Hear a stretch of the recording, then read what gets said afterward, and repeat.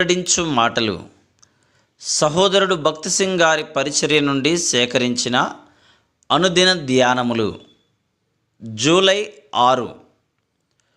దేవుడు తన స్వరక్తమిచ్చి సంపాదించిన తన సంఘము. అపోస్తలుల కార్యములు 20:28. ఈ దినములలో చర్చ్, సంఘము అను పదము చాలా తేలికగా నిర్లక్ష్యముగా వాడబడుచున్నది. ప్రజలు లూథరన్ చర్చి లేక సెయింట్ జాన్స్ చర్చి మొదలగు వాటి గురించి మాట్లాడుచుందరు. కానీ బైబిల్లో ఏ భవనము కూడా చర్చ్ అని పిలువబడలేదు. ఆ విధంగా ఉపయోగించుట మానవ తలంపు నుండి వచ్చినదే. బైబిల్ నందు దేవుడు సంఘము అని మాట్లాడినప్పుడు క్రీస్తు ప్రభువు యొక్క ప్రశస్త రక్తము చేత విమోచించబడిన సమూహమునకే ఆ పదమును ఉపయోగించుచున్నాడు. ఎఫెసీయులకు రాసిన పత్రికలో సంఘమునకు 7 పేర్లు ఇవ్వబడినవి.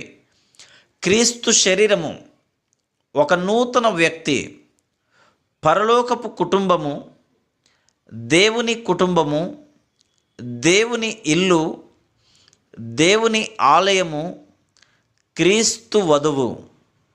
ఎఫెసీ 1:23, 2:15, 3:15, 2:19, 2:2, 5:32. ఈ పేర్లన్నీ కూడా దేవుని ప్రజలకే వర్తించును కానీ భవనములకు కావు. ఎక్లీషియా అను గ్రీకు పదము సంఘము అని అనువదించబడింది. అనగా బయటికి పిలువబడిన ప్రజలు అని అర్థం.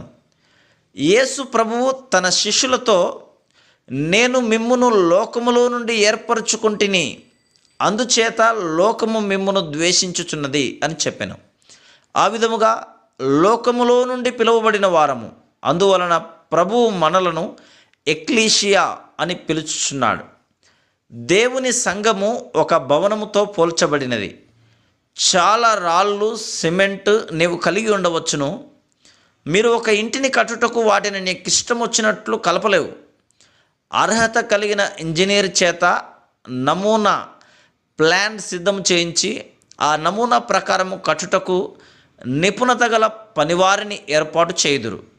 ఆ పని జరుగుచున్నప్పుడు పని మీద నియమించబడిన పర్యవేక్షకులు కానీ పనివారు కానీ ఆ ప్లాన్లో ఎట్టి మార్పులు చేయుటకు అధికారము కలిగి ఉండరు.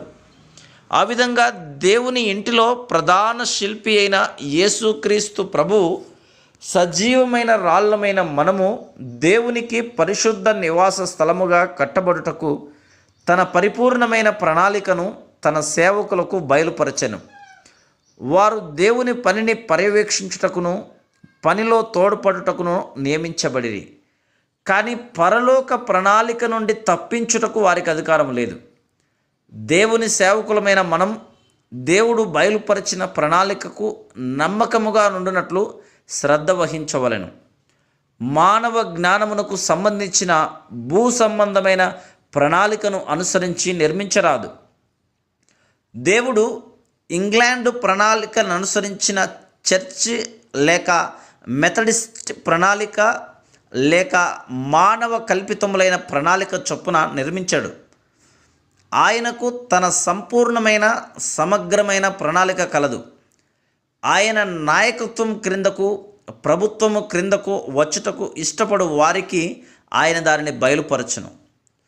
సొలొమోను యెరూషలేము మందిరమును నిర్మించుటను ముగించగానే దేవుని మహిమ దిగివచ్చి దానిని నింపెను. ఆ మందిరము ఎక్కువ కాలం నిలవలేదు. నెబుకద్నెజరు దానిని నాశనం చేసెను. అయితే ఇప్పుడు యేసుక్రీస్తు ప్రభువు నిత్యత్వం వరకు ఆయన మహిమను బయలుపరచు పరలోకపు దేవాలయమును నిర్మించుచున్నాడు. దేవుని ప్రేమను నీవు గ్రహించితివా? ఆయనకు నీవు కావాలనని ఎరుగుదువా? దేవునికి నేనేమి ఉపయోగపడనని తలంచుచున్నావా?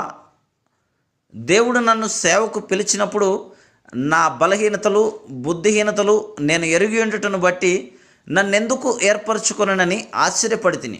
నేను ధారాళముగా మాట్లాడలేను, తడబడుదును, నత్తివాడను, సంగీతములో ఒక శృతిని కూడా పాడలేను. నేను ఏ బైబిల్ కళాశాలకు వెళ్ళలేదు, నాలాంటి వానితో దేవుడు ఏం చేయగలడు? అయినప్పటికీ దేవుడు నాకు నీవు కావలను అని స్పష్టముగా మాట్లాడాను.